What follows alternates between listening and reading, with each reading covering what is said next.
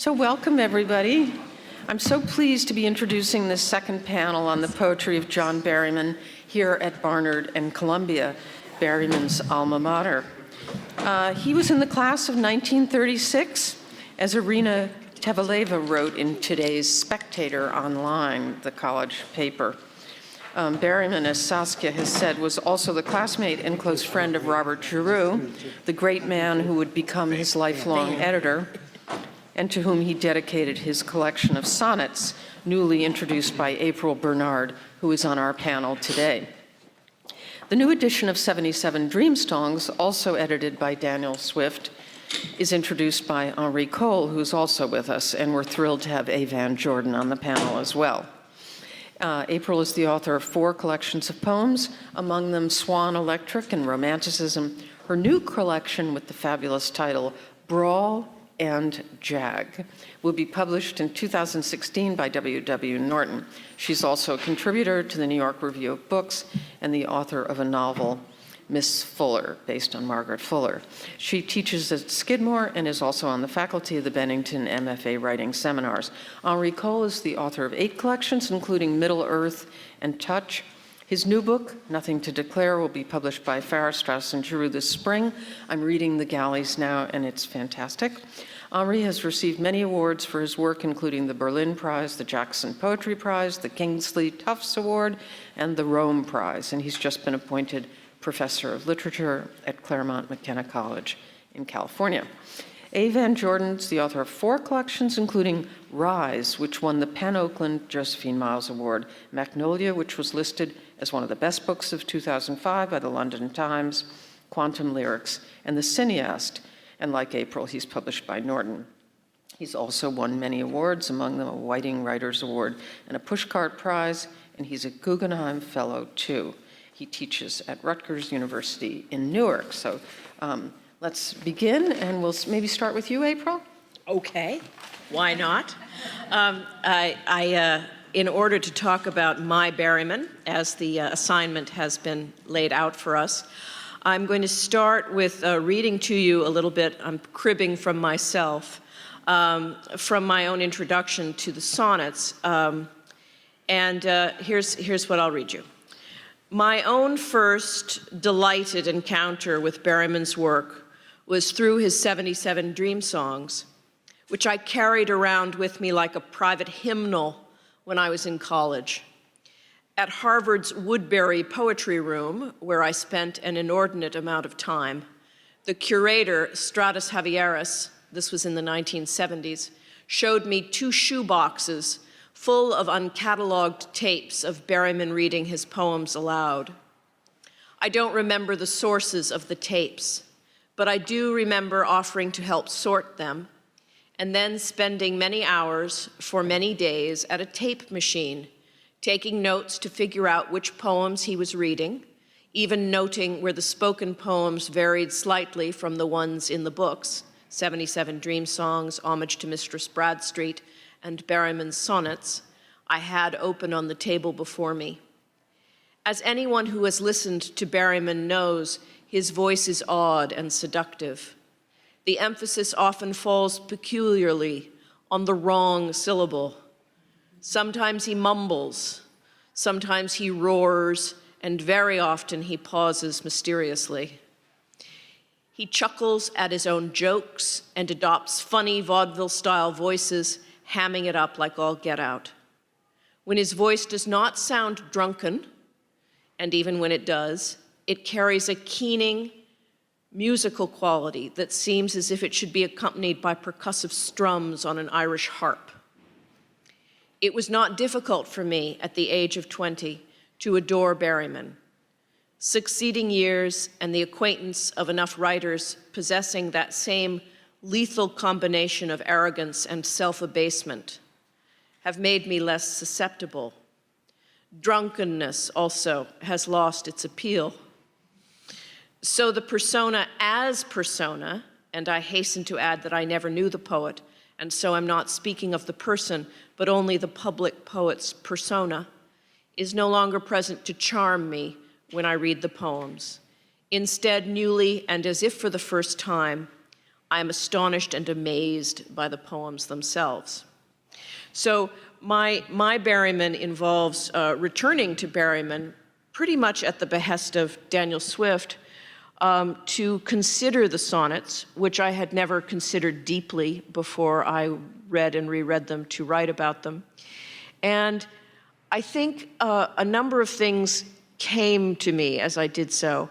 One was a realization, since I also love sonnets just in general, and I've written many what I call disheveled sonnets, and I teach sonnets and I teach sonnet writing. I was interested in his choice of the Italian sonnet form, although sometimes he uses the English sonnet form when he's feeling wacky. And I was very interested by his imitation of Sidney and his imitations of Petrarch and how he played them out in the sonnets. So I was interested on a kind of literary critical reading way. But I was also struck by how passionate and crazy the poems sound. Sonnets are often chronicles of foolish passion, and their foolish passion in these poems is part of the foolishness involves the poet knowing he's being foolish and even being nutty. But I became very aware of Berryman's self-consciousness of himself writing this in this archaic way and writing about himself in this archaic manner in the middle of the 1940s as he wrote them, although they were not published until the 60s. And it's a little bit like what Daniel Swift was saying in the first panel about his relationship to his own poetry being completely layered in with a sense of poetry's history, and his relationship not just with Shakespeare, but in this case with Sidney, and for that matter with all the other poets he kind of calls and culls from in these sonnets, like Wyatt and a little bit of Hopkins here, a little bit of Donne there, and and Petrarch for sure, pulling them all together in this assemblage way that's also very scholarly and at the same time mocking himself for doing it. So the extraordinary self-consciousness of his poetry became something that I began to fixate on. And I had also, in the intervening years since I'd been first, swept away by Berryman love as a college student, I had certainly read Eileen Simpson's poets in their youth and become aware of some of his shortcomings as a human being, but also aware of a kind of cult of madness that seemed to surround, I don't know if I call it a cult, but a kind of self-conscious embracing of the suffering of madness that surrounded so many poets who knew one another at this period of time, Delmore Schwartz and Robert Lowell and John Berryman and Tate and others, and how they were struggling in a cultural moment that had to do with kind of self-diagnosing and self-analyzing as they were going through the sufferings of the 20th century and trying to find a way poetically to be true to that at the same time. And that made them enormously self-conscious. So I'm very interested in all of that, and I don't think that those are questions. As Rachel had suggested, there's something incredibly prescient about Berryman's way of writing. It does not feel, to me at least, dated. It feels very, very present, and partly because it's so full of this sense of suffering and self-consciousness about suffering and questioning what it is I'm allowed to say at any given time. That struck me. And the other piece of my Berryman has come into play recently because I've been trying to teach him. And here I have to make a confession, and I suspect that that like a woman who will ask directions, I have to be shameless and confess that there's a lot I don't understand in Berryman. There's a whole lot I have no idea what he's talking about. So teaching his poems is a very, very dicey proposition. There's a lot you can get from the mood, and there's a lot you can get from the jokes, and then, wow, I mean, sometimes I recognize his little pulls from Shakespeare, and sometimes I don't, and possibly he's quoting a song lyric from the 1930s that I just don't know, and I'm longing for the scholar who will do a kind of reader's guide to the dream songs, specifically because as Robert Polito did not too long ago with all of Merrill's Changing Light at Sandover poems, to really provide the footnotes that many of us need, partly because 50 years later with students now, they recognize so much less than I do. They hear the liveliness and the immediacy of the voice. It's like they can absolutely whistle the tune, but they can't sing the words. They don't know what it's saying, and all too often I'm unable to tell them exactly what he actually means. So he's also an interesting case in point in that sense for the kind of poet who is always eluding our grasp. And what kind of poetry is that? I don't have any of the same, I mean, obviously one has difficulties with Stevens, don't get me wrong, but if I spend enough time with Stevens, I can figure him out. There's a great deal about Berryman I can't figure out. So I want to do more of that, and I want to be able to do it with students, but students definitely need help these days because they're even further from that period than I was. So that's who my Berryman is for me now. He's kind of an interesting inspiration and problem with my students. So there we go. That's it.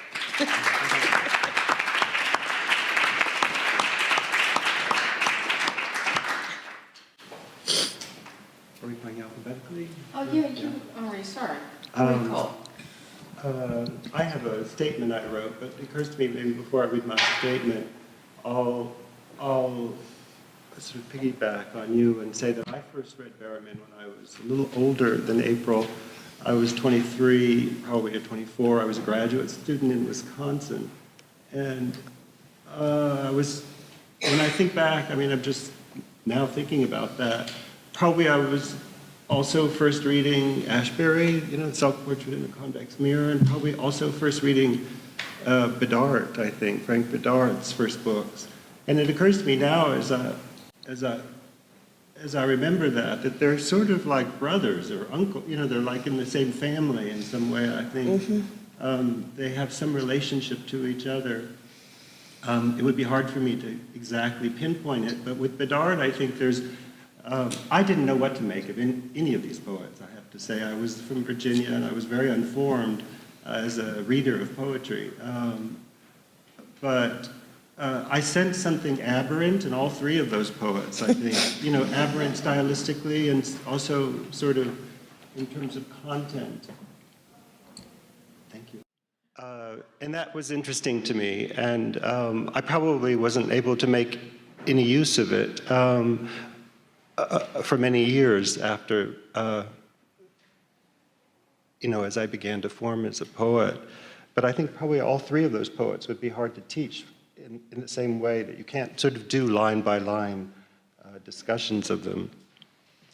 Anyway, I'll read my little statement. It's about 5 minutes.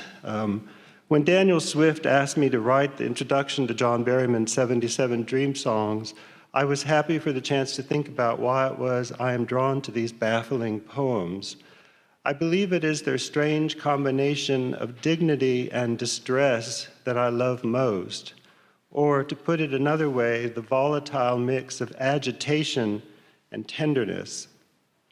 Berryman is a lyric poet, which means that his poems directly express intense personal emotion, and I am drawn to this, in part because I am a lyric poet too.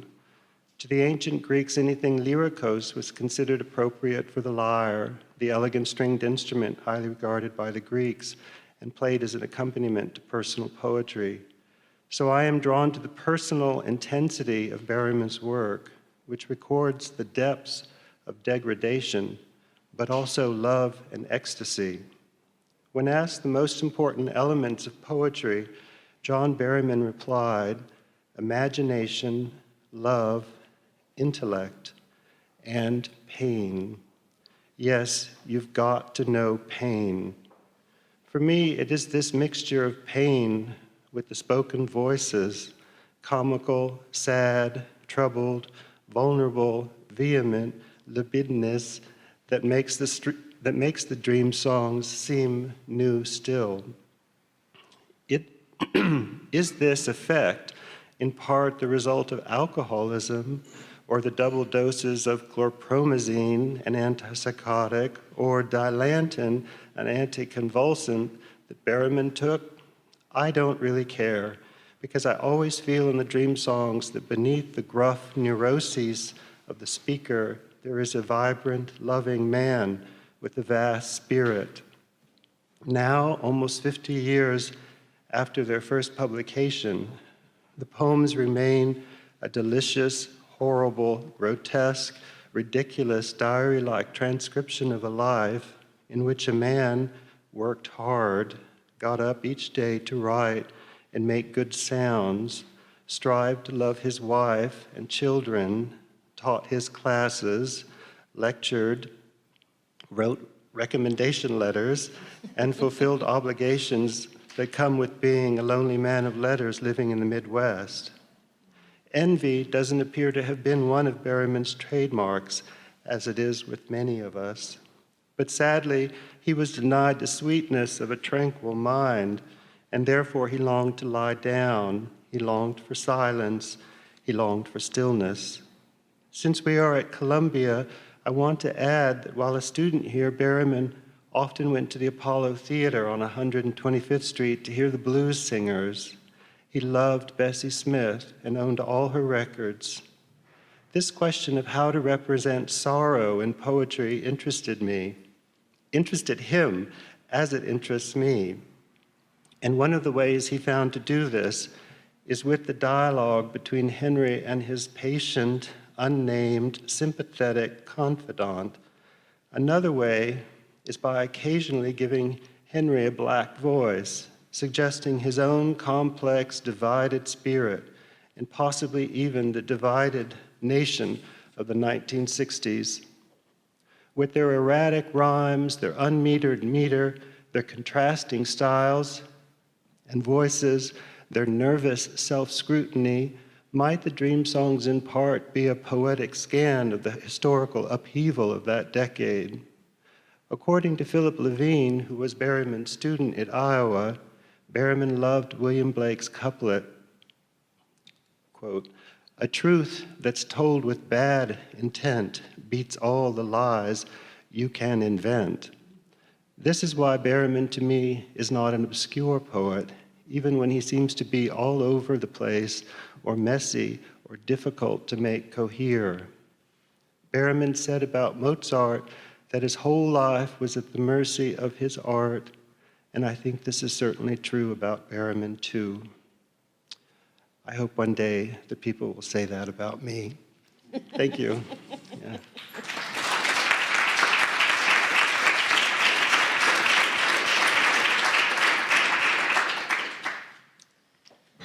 So, in an act of, is this on?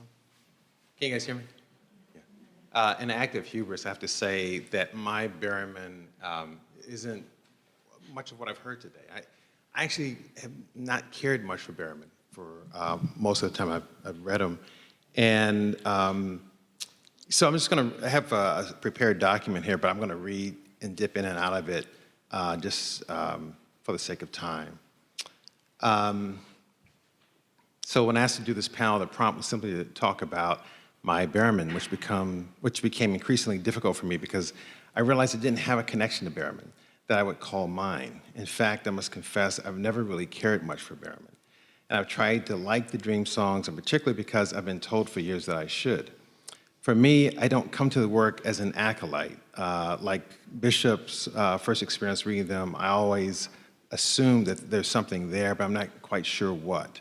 It's kind of like what you were saying, April, about trying to, suss out what the songs are saying line by line.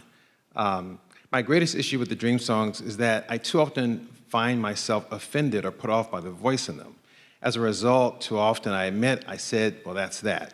There's just too much poetry in this world for me to feel compelled to like something that I simply don't like, especially poems written in the voice of a white guy in blackface. I just don't need that in my life. I have the same problem with the dream songs that I have with D.W. Griffith's Birth of a Nation, which also turns 100 next month. It's another one of these great works of American art that I'm told time and again that I should at least appreciate, if not love. Despite the technical aptitude of the film, there's just too much good film in the world for me to fall in love with a film in which the members of the Klan are featured as heroes.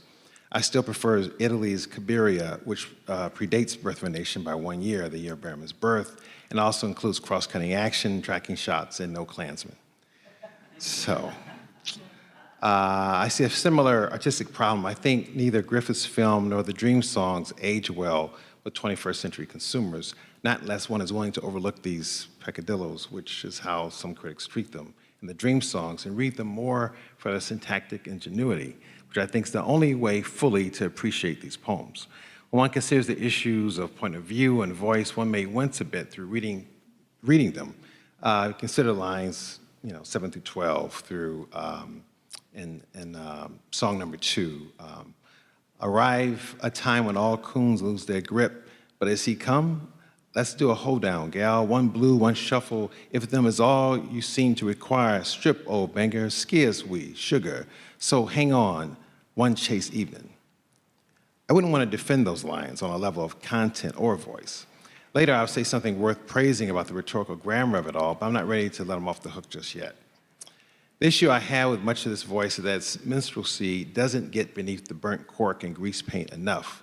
That is to say, we get Amos and Andy, but we never see Alvin Childress and Spencer Williams, let alone Freeman Gosden and Charles Corral, whites in blackface, which would be closer to the mark. We're led to believe that we're seeing dimensions of a man, Henri, through these voices, sometimes in first person, sometimes in third, sometimes in a voice of an imaginary friend, and that beneath all of it, we glimpse a soul of some sort. But in a world in which talking across gender lines of sexual orientation, lines of race and class is a challenge, I don't believe the voice in the first group of Dream songs transcends these lines. Although not as highly praised, the minstrelsy is dialed back a bit in the later ones. Helen Vendler in The Given and the Maid, Strategies for Poetic Redefinition has this to say of the minstrelsy. The fiction of the Dream songs, first published as 77 Dream Song, blah, blah, blah, is that its two protagonists are inmen in an American minstrel show. This common form of vaudeville, still seen in my childhood, presented while the curtain was lowered between vaudeville acts, bannered between two inmen, one standing at stage left, one at stage right, in front of a closed curtain. The inmen were white actors in exaggerated blackface who told jokes in exaggerated Negro dialect, one acting the taciturn straight man to the buffoonery of the other. They addressed each other by nicknames such as Tambo or Mr. Bones, the latter a name referring to Dice. The unnamed friend in the Dream songs, acting as a straight man and speaking to Henri in Negro dialect, addresses Henri as Mr. Bones or variants thereof. And then she goes on to talk about, this being sort of a stand-in for, the ego and the id on the page. And maybe so.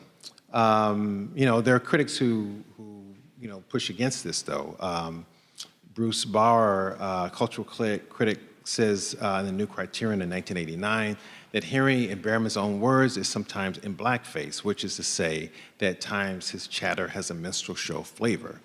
Why? Perhaps because having made the Atlantic crossing with Anne Bradstreet, the ownership is Bradstreet, and discovering himself not to be a pseudo-Englishman like Eliot, but an American poet like Whitman and Pound, the ever-alienated Berryman found it appropriate, upon starting on the Dream songs, to identify his alter ego with the most isolated segment of American society, namely the black subculture.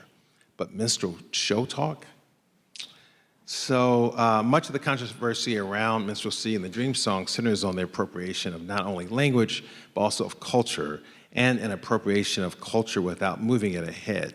Linguist Anne Curzan talks about the dynamics of appropriation and reappropriation in our Cambridge University Press book, Fixing English. She points out that there are ways to transcend offensive language like coon and others, but it usually emanates from the group of people being disparaged, not middle-aged white men. One issue that comes up around appropriation, as Curzan notes, is the restriction on language around political correctness. As she says, reappropriation is more complicated than whether members of a group are supportive of reclaiming a word or opposed to it. She goes on to point out that the use of words like nigger or coon can only be reappropriated by an in-group. Reappropriation, this is her language, reappropriation efforts can also differ in the intended scope of acceptable use. Some efforts strive to encourage neutral or positive use as a historically disparaging term, more broadly in a speech community that is both by the in-group to whom the label refers and by the out-group, who often has used the word in derogatory ways in the past. So this is a lot of what I have a problem with when I'm encountering the dream songs. But now I'm going to contradict myself a bit. And I have a lot of my students here from Rutgers University, Newark, and so they know what I'm about to say is true. Each semester I give my students these annotation assignments, and we have to do this craft exercise. And so one of the paragraphs in the assignment sheets I give them reads like this. Think in terms of improving your craft by looking closely at this work as if you wanted to steal moves from this poet. Seriously, exclamation point. Looking at decisions for line breaks, syntax, and associative language, what can you steal from this writer and make your own? Don't worry about what you think isn't working in the poem. Think about what does work. That's where the learning begins. So in the spirit of my own advice, I took another look at Berryman. And as far as the dream songs are concerned, if I had to annotate them for one of my own assignments, I look at the contrapuntal voices and the various rhetorical registers within the poem, seeking out where healthy tensions emerge in the text. I've heard similar arguments made for them before, but I'm most interested in how the inventive syntax reinvents on a colloquial level, and in rare moments offers a higher diction, but mostly in parody of this diction. We often think of inventive syntax as being something that's a fracturing of higher diction. In this case, the dream songs feel like a diction that one may find when wandering into a common yet magical small town. And there are examples, I'm not going to read these for the sake of time, but in like 195 or the beginning of 132, it was a small dream of the golden world. Now you trot off to bed. I'll turn the machine off. You dance and tricked us enough. Beyond compelling moments like these, though, the question that recurs to me is this: how does Berryman sustain the voice in his singular approach to the epic poem? It's clear that Berryman is having some fun on the page, but it's also clear that there's a scale, a kind of key in which he plays. He then improvises once he chooses the key. He offers the kind of contrapuntal energy that Thelonious Monk might exhibit at the piano, something that appears crazy, fun, and loose initially, but something that you realize had form once the last note is struck. It becomes clear that there's a pattern that emerges, and the pattern is as original in its shape as a fractal in nature, much like a Monk solo. I believe the pursuit of the contemporary epic poem and the sustained voice within it was probably Berryman's greatest gift to us in 2015. He set out to capture this for himself, and he made a singular voice in the process for us. Through this pursuit, he seems to have built his identifiable style. The film critic Andrew Saris talks about the filmmaker as auteur, having an identifiable style. He offers in his essay on the auteur theory that the filmmaker will make a good amount of film, some good and some bad, but that there's a lesson the filmmaker learns, even in the bad. And irrespective of the experiment, the style is simply more fully formed. So, in Saris's theory, the artist has freedom to take risks as she or he seeks their true voice or style. Indeed, it's essential to the honing of that style. I don't think poets are forgiving enough when it comes to this level of experimentation. Think about this for a moment. When we picture Berryman at 50 years old writing the dream songs, trying his hand, he started before he was 50, but it came out when he was 50, trying his hand at something as unusual as this, it seems truly from a different era. There's a willingness to fail, to have an epic fail, if you will, that most midlife poets wouldn't want to face today. I turn 50 next week, and I know the prospect of an epic fail on the page scares me a great deal. Berryman had proven that he could manage the epic voice already in homage to Mistress Bradstreet, which is to say, he could have simply done something like that again, covering historical subject matter with various voices, which he does masterly in this book. In many ways, I make the argument that Berryman may have been using Mistress Bradstreet as a kind of arpeggio for the 77 dream songs. In both collections, one can trace syntactical patterns that emerge early within them, patterns that become the scale, if you will, within which he will play. In dream songs, I think the scale includes registers of low diction, that is, say, not simply colloquialisms, but also diction that signifies intra-levels of class and race between them, in-group speech, minstrel tropes, the structure of dialogue itself as a framing device, a structure primarily of 18 lines, one-page poems, and mostly numbered with few subtitles, 3 stanzas, direct address, first person, second person, third person addresses, but all speaking of the self, apostrophic address, literary references, characters with the parens around the S, with proper names, Henri and Mr. Bones. We see all this within the first 10 poems of the pattern, and the pattern repeats for the 67 that follow and 77 dream songs. So I could go on, but the one thing I'll say is that there's a wonderful poet, Tam Majess, who has written a beautiful manuscript of poems in response to dream songs, and he's using Henry Box Brown as Henri. Henry Box Brown was a slave who got his freedom by mailing himself in a box. These abolitionists put him in a crate and mailed himself north. And then he went on the road and told his story. And so I wanted to close by reading one of the response to Dream Song 71 from Tam Majess. It's called Freed Song, Dream Song. Spellbound, held subtle, Henri all his followers with the racket of his sales pitch, his painted signs, his slave panoramas, and mesmerism. More than less, he was beloved for his day. His act was more and more revenging. Still, they paid him. He was not so tied up in befriending his critics. Famous Henri railed on Southern slavers that mauled deeply in his mother country. So he plied his heart and brains and wail. He was cuffed with love for his freedom. Once he preached to them, all open-mouthed, prayed that they'd learn. Then war's monsoon spread its blood through and through the states. Freedom won. So H began in his accustomed way toward the place he left. Across the waters he came. Thanks.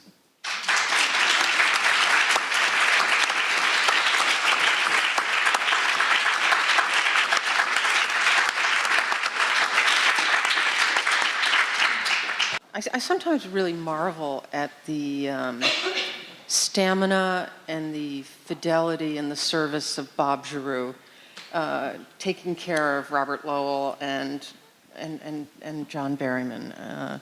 To the extent of being in a room with Lowell in which Bob described cutting the smoke while he was revising in a hotel room here, and Bob right by his side for days on end.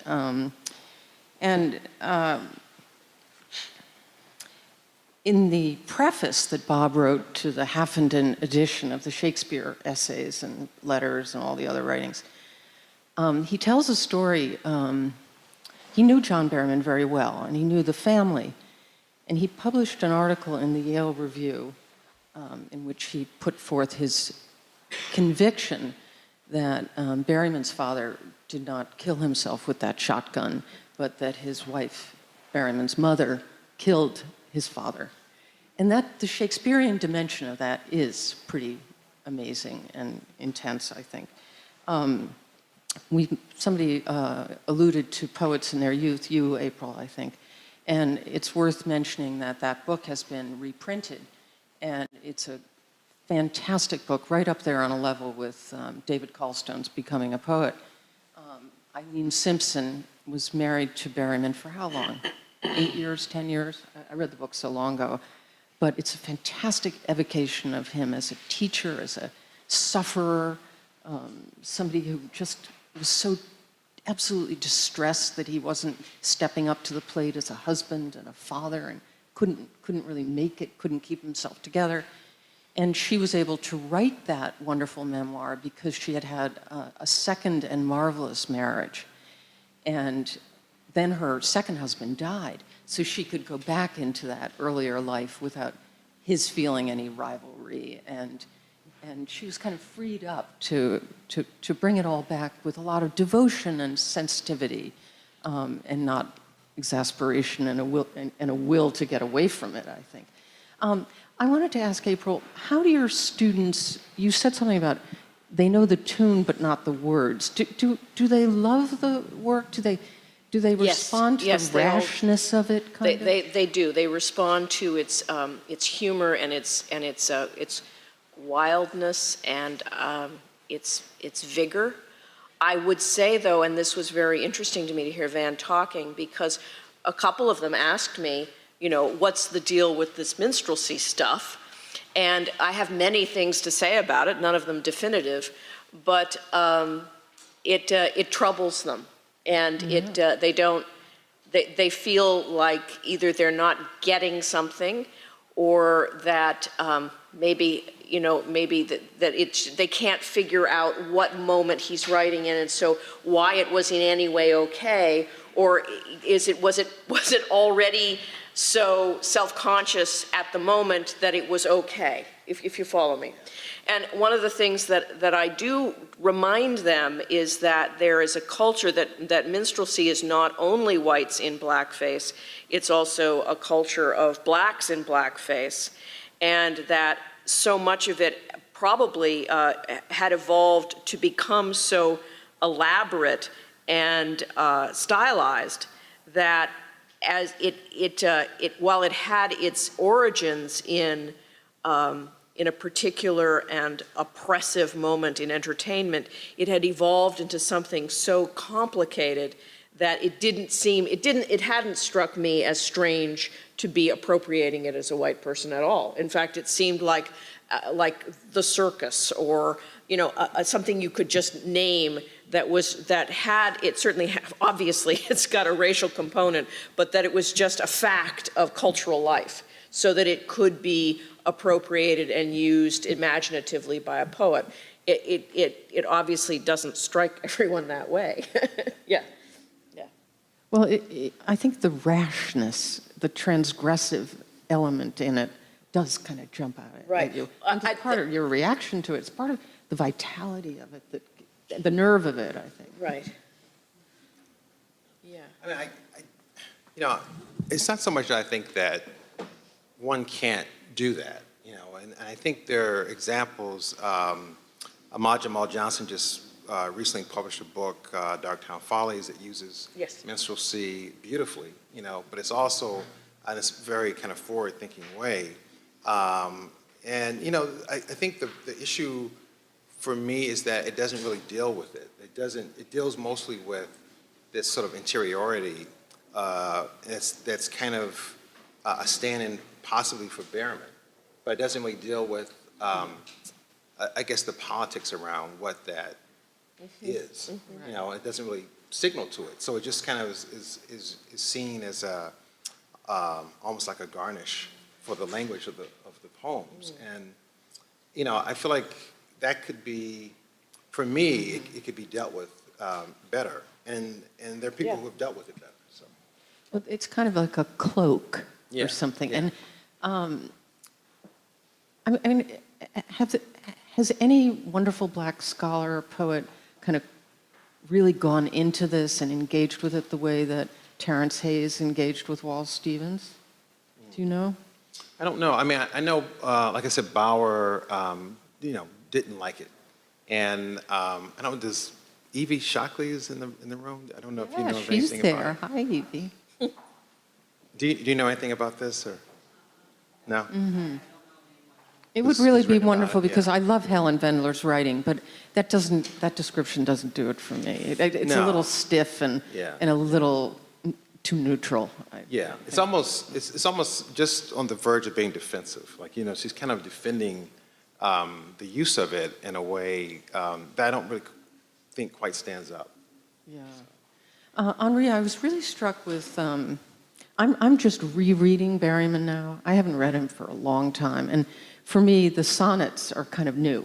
And I love reading them because you framed them so beautifully in your introduction as a story of this doomed love affair. And that gives it a frame that makes it kind of dramatically exciting for me, and I can understand the sequence. And anyway, but this issue of pain, Henri, it seems to me that it's part of the visceral, palpable experience of Berryman that we get how absolutely real this manic pain and distress is, that it's really there in the poetry. It doesn't seem distant. He's not at all distant from it. And so it has a bedrock quality that does kind of impress with its dignity and the determination to represent it. I agree. I mean, it occurs to me, that this is all kind of pre-MFA, you might say. And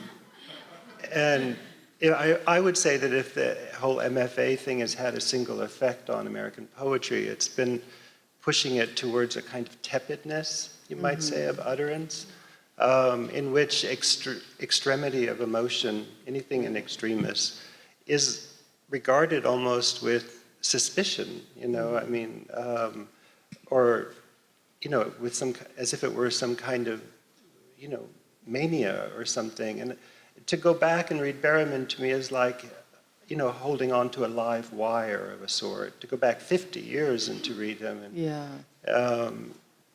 So.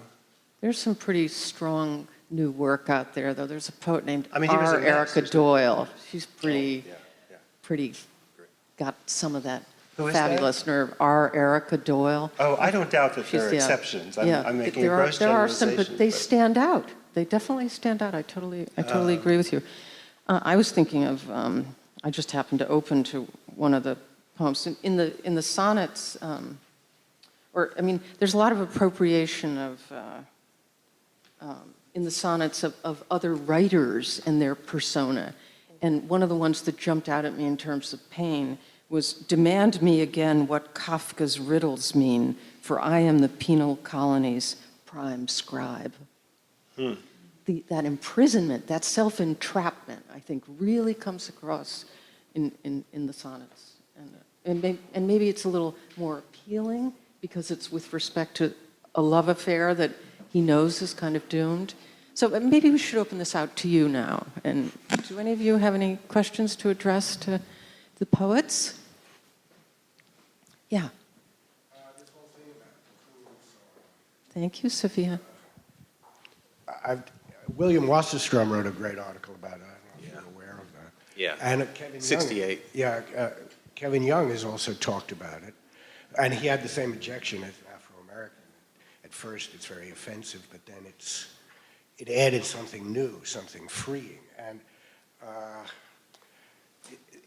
this is a very different realm than it was 50 years ago. Although hip-hop and the whole vocabulary of rap, I mean, I have a nephew. 50 years ago, you wouldn't have heard anybody say minstrelsy trope.